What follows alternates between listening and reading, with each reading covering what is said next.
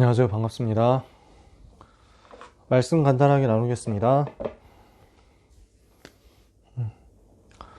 이번 주 우리가 같이 기도하기를 원하고 앞으로 항상 같이 붙잡고 기도하기를 원합니다. 우리 랩넌트에게 인본주의하고 싸우는 것에 대해서 분명하게 전달해야 되겠습니다. 랩넌트 때 랩넌트가 인본주의와 협력하게 되고 인본주의와 타협하게 되고 인본주의의 맛을 들리게 되면 못 바꾸겠죠. 그 캐릭터를 바꿀 수가 없습니다. 거의 기적적인 사고가 일어나지 않으면 못 바꿉니다. 사람들은 근데 이 부분을 너무 어릴 때부터 가르치는 거죠. 우리는 생을 걸고 랩넌트가 인본주의 쓰지 않도록, 사람 앞에 서지 않도록 정확한 복음 붙잡고 여호와 바라보도록 해야 되겠습니다.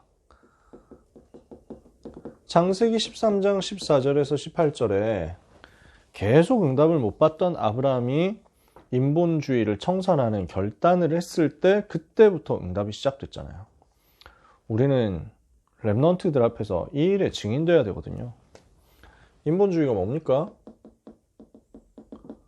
쉽게 말하면 잔머리를 굴리는 것인데 결국 사람의 수준으로 생각하면서 사람의 계획을 가지고 준비하고 판단해서 사람의 방법을 의지하는 것입니다. 그러니까 내가 뭔가 해야 되지 않냐라는 게 인본주의예요. 사람 방법 쓰면서 결국 아무리 그래도 그렇지 내가 뭔가 해야만 이루어진다 라고 생각하는 겁니다. 그게 인본주의죠. 이게 인본주의 본질 아닙니까? 아무리 하나님이 말씀하셨다고 하지만 그러나 내가 뭔가 해야지. 맞는 말인데 무서운 말이거든요. 맞는 말인데 틀린 말이에요. 아니 하나님도 가만히 있는 사람이 어떻게 역사하시냐. 자기가 뭔가 해야지. 대부분 그렇게 생각하거든요. 맞는 말 같거든요. 그 맞는 말 때문에 사람들이 속아서 그쪽으로 끌려갔다가 어느 날 보니까 복음이 사라졌어요. 그게 교회의 역사였습니다. 그게 세계의 역사의 흐름이었습니다. 존 웨슬레라고 감리교를 창시한 사람이잖아요. 이 사람들이 가지고 있는 믿음의 사상이 알미니안 주의거든요. 네덜란드의 신학자 아르미니우스라는 사람이 이제 자기 생각을 가지고 신학을 정립을 한 겁니다. 반대가 되는 게 칼빈주의예요. 우리는 칼빈주의자들이잖아요. 장로교가 칼빈주의니까. 근데 칼빈주의와 알미니안주의의 차이점이 뭐냐면 칼빈주의는 100% 하나님의 은혜다. 그 모든 것이 하나님의 은혜다. 모든 것이 하나님의 절대 주권이다 라는 입장이고, 알미니안주의는 하나님의 은혜지만 사람이 거기에 그 은혜의 손을 붙잡아야 된다 라고 하는 주의입니다. 하나님이 은혜로 역사하시지만 그러나 사람이 거기에 응답해야만 역사가 이루어진다. 사람의 선택이 필요하다 라고 보는 입장이죠. 근데 알미니안주의가 대체로 부흥해요. 왜냐하면은 칼빈주의는 전부 하나님의 절대 주권이다. 모든 것이 하나님의 은혜다. 사람이 하는 게 하나도 없다. 0%다. 이러니까 주로 그냥 아무것도 안 하고 퍼져 있는 사람들이 사용하기 쉽거든요. 그러면 아무것도 할 필요 없네? 이렇게 가는 경우가 많단 말이에요. 근데 알미니안주의는 네가 선택해야 된다. 네가 하나님의 은혜를 받아야 된다. 우리가 하나님의 은혜 받으려면 하나님의 은혜 받을 만한 그릇을 준비해가지고 좀 헌신해야 된다. 이거죠. 그러니까 상대적으로 알미니안주의 사상 따르는 사람들이 훨씬 열심히 합니다. 그래서 요한 웨슬레의 사상이 감리교에 그대로 전달된 건데, 요한 웨슬레가 배웠던 알미니안주의 사상이 뭐냐면은 예수님을 영접해야 구원받는다. 맞는 말이잖아요. 예수 믿어야 구원받는다. 그 예수 믿는 선택을 네가 지금 하는 것이다. 주로 복음 전할 때 그렇게 말을 하잖아요. 실제로. 그러니까 웨슬레 같은 사람도 현장에서 복음 전하는 사람이었다 보니까 그 체질 때문에 그렇게 자꾸 말을 하는 거예요. 복음을 전하니까 이 시간 네가 영접하면 하나님의 자녀 되고 거절하면 마귀의 자녀로 남는 것이다. 네가 안 믿으면 지옥 가는 것이고 믿으면 이 시간에 천국으로 바뀌는 것이다. 네가 선택하느냐에, 네가 어떻게 선택하느냐에 따라 달렸다. 그렇게 복음을 전하면서 하다 보니까 그게 신학 색깔이 됐어요. 우리는 어떻습니까? 복음 전할 때 그렇게 전하죠. 근데 나중에 가면 뭐라고 말합니까? 영접해서 훈련, 양육받고 제자로 훈련된 사람에게 결국 무엇을 얘기합니까? 영접한 것조차도 내가 한 게 아니라 하나님의 은혜가 아니냐. 우리가 무슨 힘으로, 무슨 지혜로, 무슨 능력이 있어서, 무슨 의지가 있어서 결단해서 예수 믿게 됐겠냐. 우리 힘으로 예수 믿을 수도 없다. 우리 힘으로 복음 들을 수도 없다. 전부 하나님의 은혜다. 이거 강조하잖아요. 우리는 그렇게 되거든요. 근데 알미니안주의는 그걸 가지고 네가 어떻게 선택하느냐에 따라 달렸다라고 그 사상 그대로 가지고 가기 때문에, 그러니까 그 알미니안주의의 후계자들이 감리교, 성결교, 그 정도 됩니다. 그리고 오순절 계통, 순복음 교회도 그 알미니안주의자들입니다. 그러니까 웨슬레 후계자라고 할 수 있습니다. 근데 이 사람들의 특징이요, 보수 신학을 유지하는 사람들도 있지만 완전히 변질돼 가지고 예수 외에도 구원의 길이 있다 하고 되게 적극적으로 주장하기도 합니다. 그게 그렇게 위험한 거예요. 사람의 행위, 사람의 결정, 사람의 선택이 이만큼 영향을 끼친다라는 것을 사람 기준으로 많이 강조를 하다 보면 결국 어느새 하나님의 절대 주권이 사라집니다. 1%라도 사람이 들어가면 99% 하나님의 주권이고 1%가 사람의 기준이고 행위다 라고만 해도 나중에 그 1%가 전체를 다 잡아먹습니다. 복음이 없어져 버리는 거예요. 그래서 우리는 이거 꺾어야 되거든요. 내가 뭔가 해야 된다고 생각하는 이 사상의 이 주관을 창세기 3장의 흐름에서 비롯된 것이라고 빨리 폭로를 우리는 잘 해줘야 됩니다. 나 중심이잖아요. 내가 뭔가를 해야 되는 것처럼 생각하는 게 결국 육신 중심이고, 뭔가를 해서 성공해야 되는 거 아니냐 하는 게 성공 중심이고, 이게 창세기 3장, 6장, 11장인데 전부 눈에 보이는 행위 기준, 자기 기준 되니까 그게 하나님하고 맞아질 수가 없는 거죠. 그래서 사람 기준이 되고 행위 기준이 되고 눈에 보이는 것 기준이 되니까 바르게 하면 할수록 율법주의, 경건주의가 됩니다. 그죠? 결국 이거는 뭡니까? 사람 의식하는 겁니다. 사람 의존하는 겁니다. 사람 앞에 서는 것입니다. 우리 랩런트들이 인생을 사람 앞에 살도록 하면 안 되잖아요. 하나님 앞에서 살도록 해야 될 것 아닙니까? 인본주의 결국 왜 씁니까? 하나님을 못 믿기 때문에 쓰는 겁니다. 말씀보다 현실이 커 보이니까 현실에 맞게 말씀을 조정하잖아요.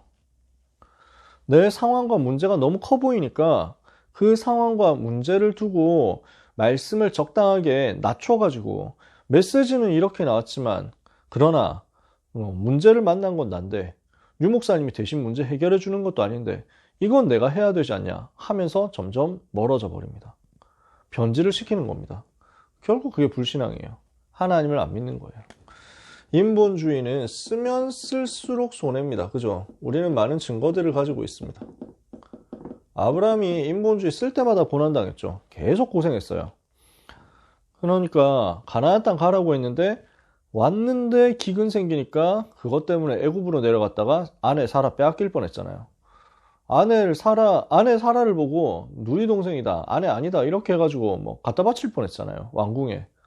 뭐 그런 일들이 일어나는 거죠. 롯을 계속 데리고 다녔어요. 그게 인본주의였잖아요. 하나님은 후손을 줄 것이다, 너를 통해서 세계 살아나게 할 것이다 이랬는데 그게 안 믿어지니까 조카 데리고 다닌단 말이에요. 하나님은 분명히 아브라함과 사라에게 아들을 주실 것이라고 했는데 안 믿어지니까 그 첩을 데리고 살았다가 첩을 통해 가지고 아들을 낳았다가 그 첩이 지금까지도 어려움 주지 않습니까? 이스마엘 아닙니까? 그 이스마엘 자손이 아랍인들이고, 물론 이분들도 이제 복음 받고 전도운동 이제 하나님의 자녀 되도록 우리는 해야 되겠죠. 하나님이 실수하지 않으시니까요. 근데 어찌됐건 그 이삭의 후손들은 이스마엘의 후손한테 지금도 계속 고난당하고 있는 게 사실입니다. 우리가 잘 아는 대로 야곱이 인본주의 굉장히 잘 쓰는 사람이었습니다.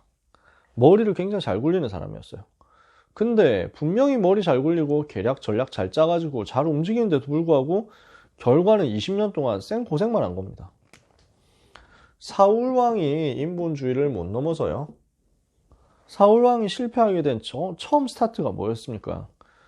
군대가 출동을 해야 되는데 블레셋하고 싸워야 되니까 군대가 지금 전쟁터 가야 되는데 제사 지내고 가야 되는데 사무엘이 안 온단 말이에요. 늦어가지고.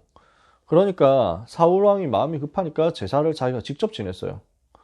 사무엘이 보고 막 뭐라 하잖아요. 그러니까 잘못한 건 어떤 면에서는 사무엘이죠. 약속 시간 못 지켰으니까. 근데 지금 그 사건 속에서 사울왕의 영적인 수준이 드러난 겁니다. 뭘로 생각했냐? 피제사 드리는 이유를 모르는 겁니다. 피제사 왜 드려야 됩니까? 지금 복음 붙잡으라고 하는 것인데 사울왕은 전쟁 나가기 전에 해야 되는 국민 의례라고 생각한 겁니다. 우리가 하나님을 바라보고 하나님께 집중하면 하나님이 이 싸움을 우리에게 붙이실 것이다. 이렇게 믿는 게 아니라 일단 할 건 하고 그 다음에 전쟁 빨리 나가야 되는데 아니 제사 지내는 건 제사 지내는 건데 이거 빨리 못하면 전쟁터 늦는데 늦으면 누가 이기냐. 싸우는 건 난데. 이게 사울왕의 생각이었다니까요. 이 틈을 귀신이 타는 겁니다.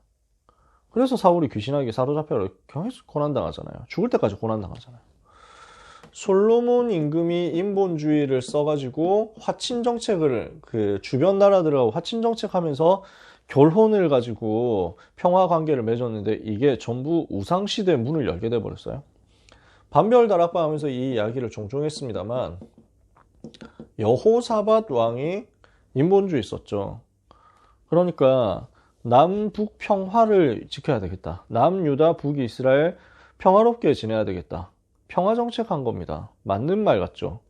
근데 그래서 이렇게 데리고 들어온 결혼 동맹에서 데리고 들어온 사람이 누구였습니까? 아합과 이세벨의 딸이었잖아요.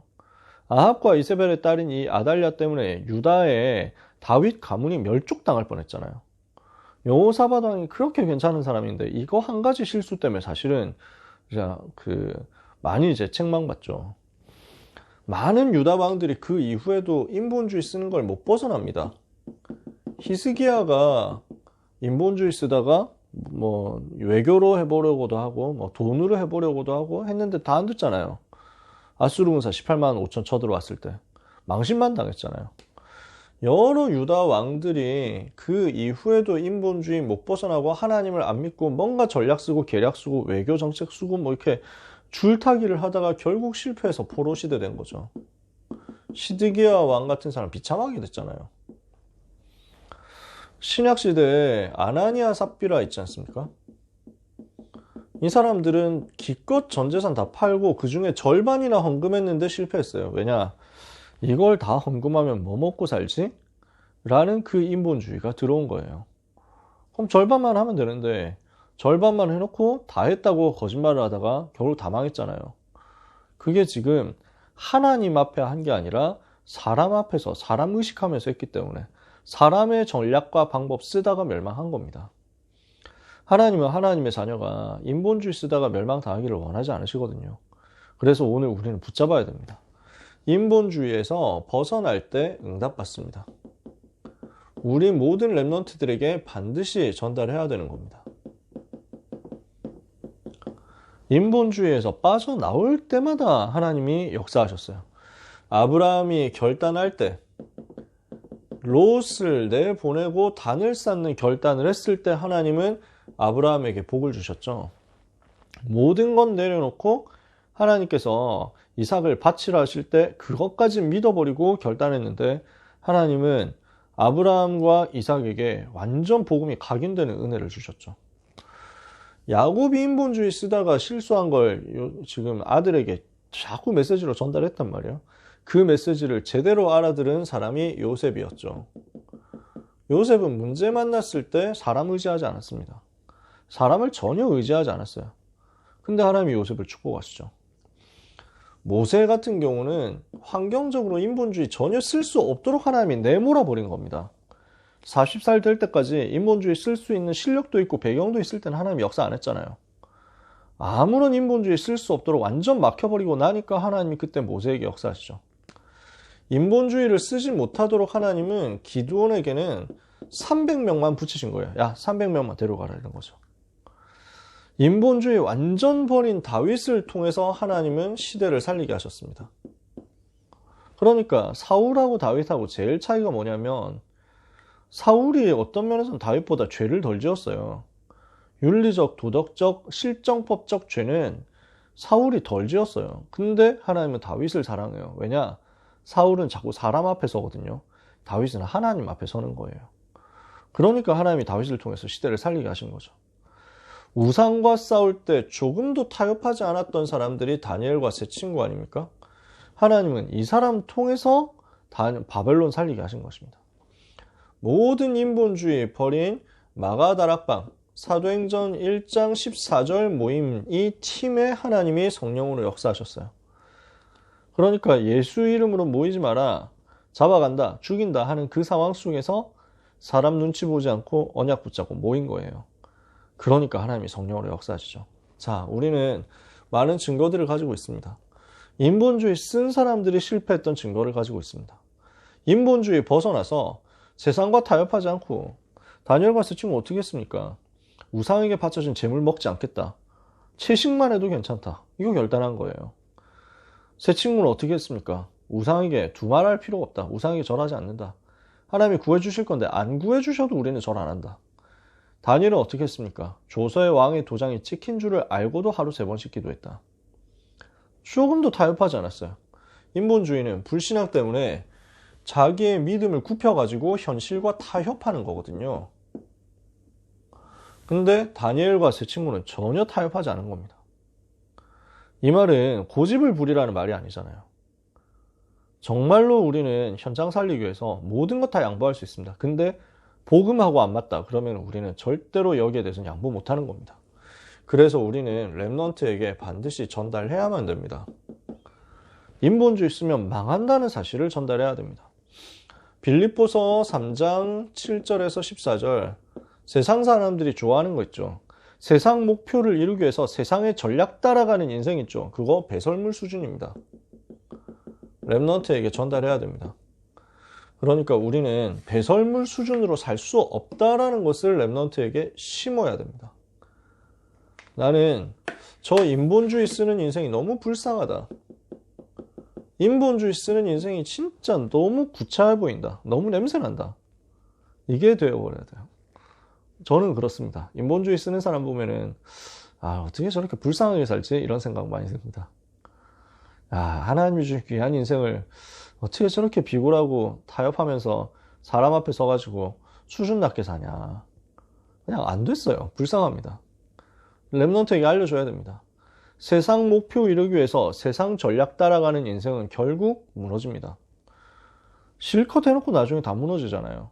그 인생에 아무 가치가 없어요. 하나님이 사용하시지 않으니까요. 배설물 인생이거든요. 우리는 렘넌트에게 배설물 인생 따라가지 않도록 결단하게 해야 합니다. 가장 좋은 방법이, 최고의 방법이 성령의 인도와 성령의 역사 누리는 것입니다. 그러니까 아무것도 하지 말란 말이냐 하는데 그게 아니라는 거죠. 예루살렘을 떠나지 말고 내게서 들은 바 아버지의 약속하신 것을 기다려라. 아무것도 안 하는 게 아니라 영적인 힘을 가지고 성령의 역사 누리면서 기다리는 겁니다. 이게 최고 방법이죠. 하나님 앞에 서는 겁니다. 사람 앞에 서는 인생 말고 하나님 앞에 서는 게 최고 가치 있는 인생이고 최고 멋있는 인생이고 최고로 쉬운 인생이면서 최고로 효과적인 인생, 효율적인 인생이라는 것을 알려줘야 됩니다. 그러면 사람들은 주로 착각하거든요. 그러면은 인본주의 안 쓰고 하나님 방법대로 살면 더 성공합니까? 그럼 성적 더 오릅니까? 오를 수도 있죠. 돈 더 벌 수도 있죠. 근데 우리가 그게 기준이 아니잖아요. 된다, 안 된다 하고는 상관이 없는 겁니다. 될 건데 안 되면 뭐 문제 있습니까? 안 된다고 해도 우리는 이거 해야 되잖아요. 우리는 복음 붙잡으면은 성적 떨어지고 우상숭배하면 성적 오른다 하면 우상숭배 할 겁니까? 우리는 그런 인생이 아니잖아요. 오직 복음 붙잡으면 사형 당한다 했을 때 초대교회는 그럼 사형 당해야죠 하는 것 아닙니까? 오직 복음으로 충분 완전 모든 것이 되도록 렘넌트에게 답을 줘야 되겠죠. 예수가 그리스도란 이 답으로 모든 게 충분한 겁니다. 마태복음 16장에. 그러니까 이 부분을 예수님이 제자들에게 변화산에서 확인시키잖아요. 오직이라고요. 이것은 지금 사단과의 싸움이라는 사실을 알게 해야 합니다. 내가 지금 인본주의 쓰느냐 하나님 앞에 서느냐 하는 것은 사단과 싸우는 영적인 싸움이다.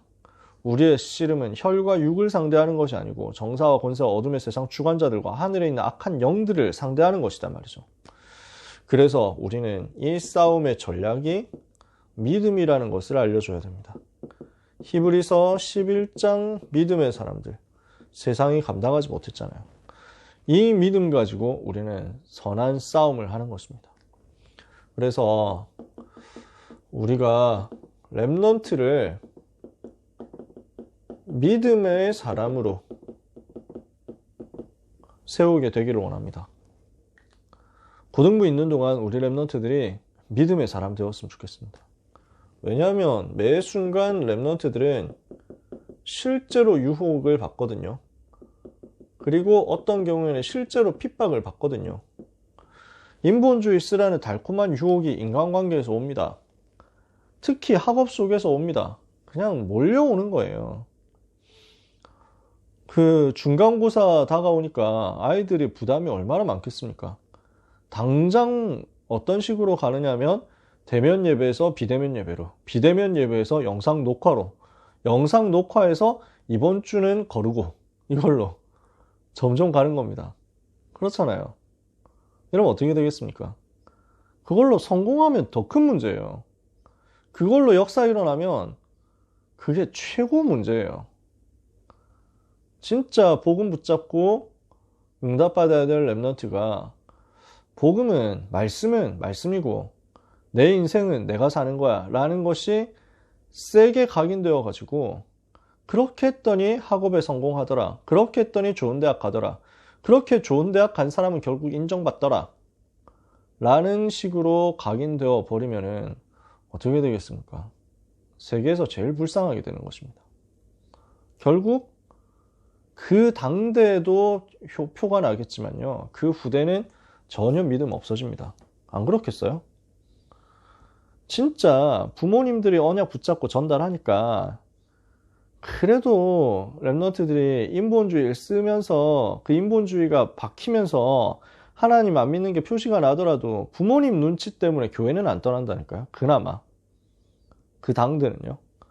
근데 부모님이 이제 세상 떠나시고 자기들이 부모가 되었을 때는 어떻게 되겠습니까? 그 후대들에겐 뭘 가르치겠습니까? 그 후대들은 어떻게 됩니까? 유럽 교회가 바보라서 지금 문 닫게 된 게 아니거든요. 루터와 칼빈이 회복한 신학이 모자라서 지금 유럽 교회가 문 닫게 된 상황이 아닙니다. 루터와 칼빈 신학 보면 대단합니다.